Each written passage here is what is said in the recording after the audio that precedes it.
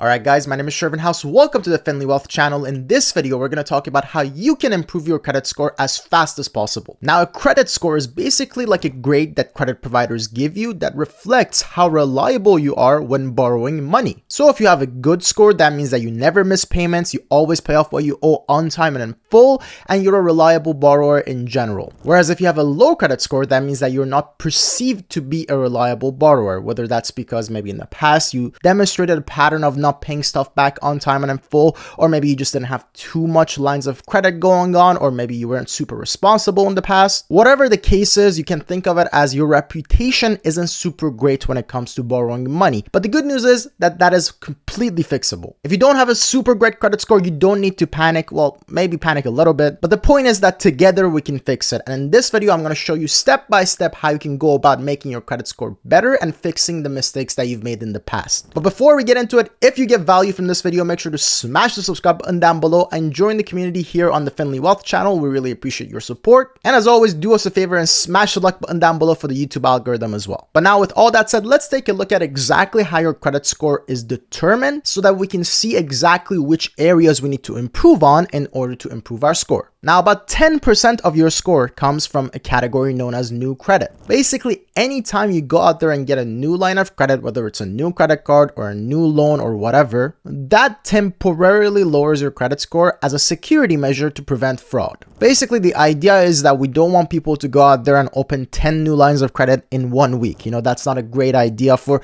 businesses to allow because someone could take advantage of that system. So for that reason, they have this fail-safe method where if you go out there and get a new line of credit, for a little while, probably around 6 months or so, your score gets dinged a little bit. Which is why it's a good idea to not open too many lines of credit at the same time. I would say don't exceed one every 6 months. One every 6 months is fine, but don't go above that. Now, for most people who don't have a super great credit score, I don't think this is the area they're going wrong in, but still worth mentioning. The next category is credit mix, and this one is also worth 10%. Now, credit mix refers to how many different types of credit you actually have. Like, for example, if you only have 2 or 3 credit cards, that's not super mixed up. That's all one type of credit. Whereas if you have, let's say, 2 credit cards and 1 car loan and 1 personal loan, 1 business loan, and maybe a mortgage on your house, that's a number of different types of credit that you have. And the reason why having a mixture of different types of credit is good for your credit score is that basically demonstrates that you're able to handle all types of credit, which of course gives a lot of confidence to the lenders that whatever type of credit you're asking for, they can be rest assured that you know what you're doing and you're on top of your finances. And that's of course why it's super important to have a credit score to begin with. You want to make sure that anytime you apply for a new loan or a mortgage on a house, that the lenders want to do business with you. Because not only does a higher score get you approved for certain loans or mortgages,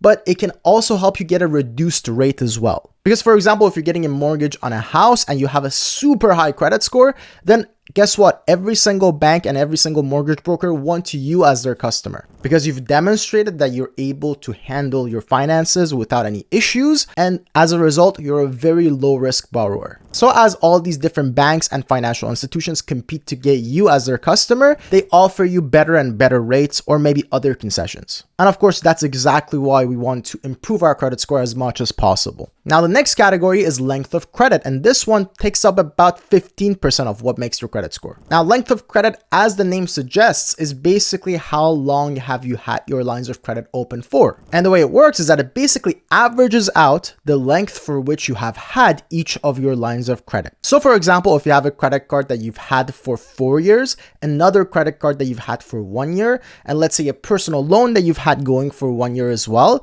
then they average all of that out. And of course, the average of that is 2 years. Now, keep in mind, this is only for lines of credit that are active. If you end up canceling or closing down any of these lines of credit, they go away from your credit report. And when I say go away, I'm talking about the length of credit particularly. I'm not talking about every other aspect of that line of credit. Like for example, if you had a bunch of missed payments and stuff, that still stays on your report. But the length goes away completely. So going back to our example, if you close down that credit card that you had for 4 years and you're just left with that credit card that you've had for 1 year and the other loan that you've had for 1 year, now all of a sudden the average length of credit is only 1 year because the 4-year card doesn't count anymore. And of course, this is going to lower your credit score because the higher your length of credit, the better it is for your credit score. And the lower it is, well, it gets a ding, which is why it's so important to make sure you always keep open, particularly those lines of credit that you've had for a very long time. Like if there's a credit card that you've had for 7 or 8 years or something like that, you want to make sure you don't close down that credit card, because closing it could reduce your length of credit,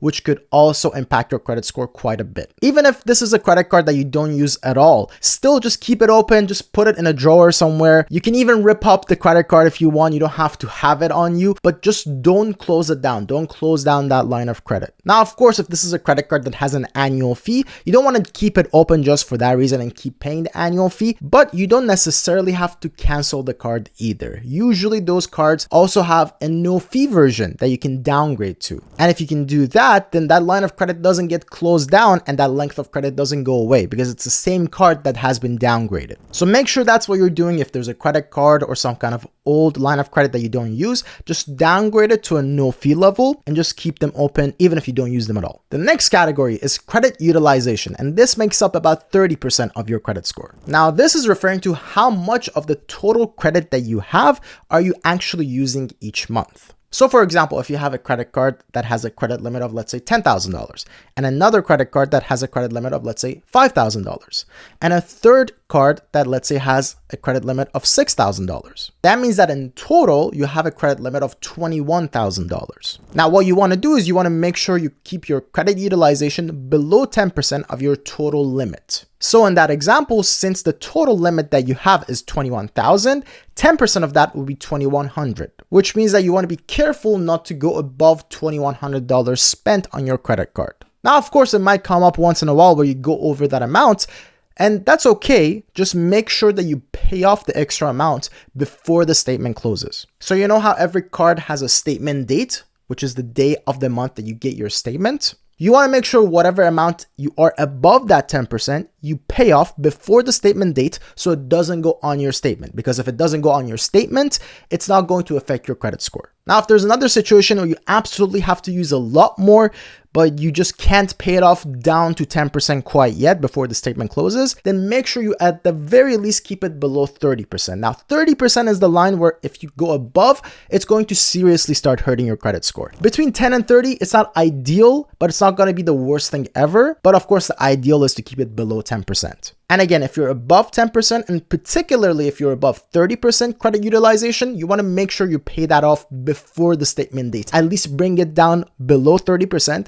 And if you can, bring it down below 10% before the statement date. Now, last but not least, we have payment history, and this makes up 35% of your credit score. And this one is very simple. It basically refers to, have you always paid off your card on time and in full or not? And this is by far the number one way people mess up their credit score, is that they don't pay off their credit on time and in full every single month. Here's the thing about this. If you miss your payment even one time in, let's say, 4 or 5 years, that's still going to massively affect your credit score. I cannot stress this enough. If there's one thing you learn from this video, is always pay off your card on time and in full. And in order to service that, make sure you never purchase anything with your credit card that you can't afford to pay off right away. You know, don't go out buying stuff because you're like, oh, I'm going to get a paycheck 3 weeks from now and I can pay it with that. No, wait till your paycheck is in your account and then go buy the stuff. Because if, God forbid, for any reason you end up missing that payment date, it's going to be horrible for your credit score. So please, please, please, whatever you do, if you are serious about improving your credit score, make sure you always pay off your card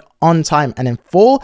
And in order to be able to do that, make sure you never buy anything that you can't afford to pay off right away. And I promise you, as long as you just do those simple things, your credit score will start improving in no time. And just in a year or two, you're going to see massive impacts on your credit score. Now, comment below and let us know what your credit score journey has been. Have you always had a high credit score? Were you struggling for a while and now you're looking to improve things? How are things going with you? Let us know down below. And if you haven't done so already, make sure to smash the subscribe button down below and join the FinlyWealth community. We love having you here. This is a new channel. We're looking to build a huge community very soon, and we'd love it if you can help us with that. And now with all that said, thank you guys so much for watching, and I will see you in the next video.